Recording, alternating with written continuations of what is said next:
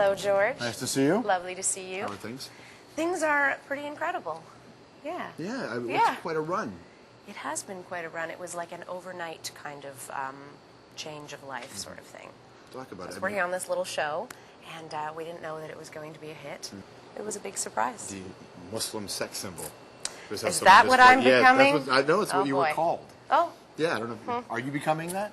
Am I becoming that? Well, I'm not a Muslim in real life, but I guess for, 22 minutes a week, I'm a Muslim girl. The Loaded Globes. It's like the Oscars, but for boobs.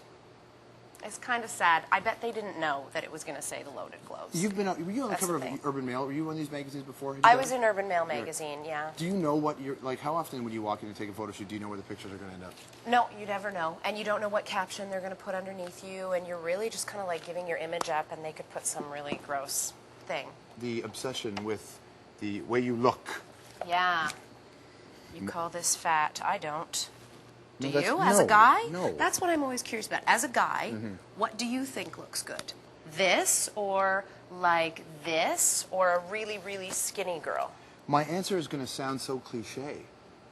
It depends on the girl. Whatever she's like, whatever looks natural is fine. If a woman's thin, fine. If a woman's not thin, fine. It just has to look real, right? Doesn't it? But this is the world we live in. Being a woman on television. Yeah. This is a reality you have to face. Oh yeah, absolutely. Never had to face it before, but I do now. Is it creepy out there for you? It can be. Yeah? Oh yeah, being a woman in entertainment, I had no idea. It is creepy. It's creepy for me, and I'm not a woman in entertainment, so... It's creepy for you, yeah, but so I I know. can't imagine what you go through. So what kind of creepy? It's creepy because that people get a little obsessed with you, and I think that guys who can't approach women in their real life think that they have free reign because you're on TV to say and do and think whatever they want of you, and it gets a little scary. What do they say? Well, you might be watching, so if this is you, take note. Listen, stalkers out there, I have a really big boyfriend. You're a traveling woman?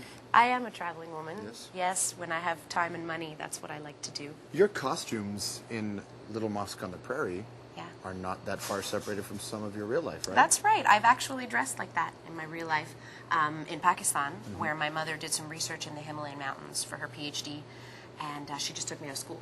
So we went and lived in the mud huts in the Himalayas. How old were you? I was 12 years old, 13 years old. I was 9 years old one time. And then I go back, so I've been back at 15 and 18 and just last year. And when you go, that's how the women dress, is like Rayanne. They're very covered up. They cover their hair. And so as respect for those women, you do it yourself. And I just felt so comfortable doing it. I would never have gone bareheaded in the mountains. I can totally understand the way Rayanne dresses. It doesn't feel like oppressive to me. I wonder if it didn't feel oppressive because you had the choice. Right. You know, and for a lot of people, they don't have the choice. They just have to. True.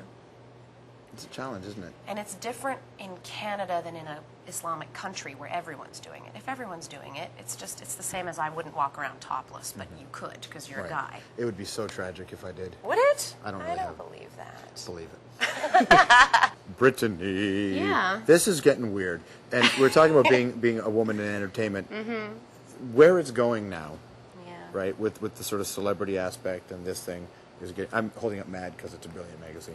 But this idea, do you follow any of do you follow like the celebrity weirdo stuff? I'm a little addicted to these magazines, honestly. Really? Yeah.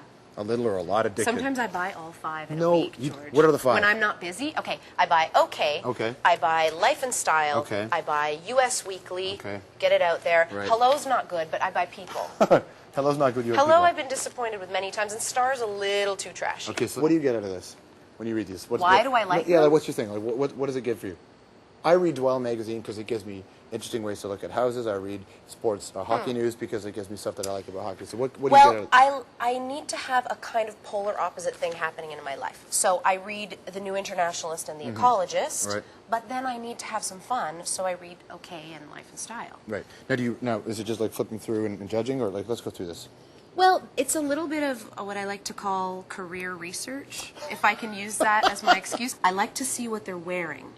Right. Very much so. I like to see who's the most exciting clothes-wise. Okay, is this the ugly Betty girl? Yep. She looks great. She looks totally so cute. does. And Salma looks gorgeous. Very curvaceous. Apparently, that's too skinny and Curvy wins. Hey, Curvy's back? Is that back officially? I hope so, because then we could go have a burger after this. We can anyway. Instead of a chicken breast. We can anyway. Okay, we will. Do you have to be a role model? Are you a role model? Like, do you sort of take? How do you handle that stuff? I would be honored if people looked up to me as a role model, and I don't necessarily want them to be like me or live my life the way I do, because I make tons of mistakes. But you know, yeah, okay. I think I'm pretty cool. Right. Yeah.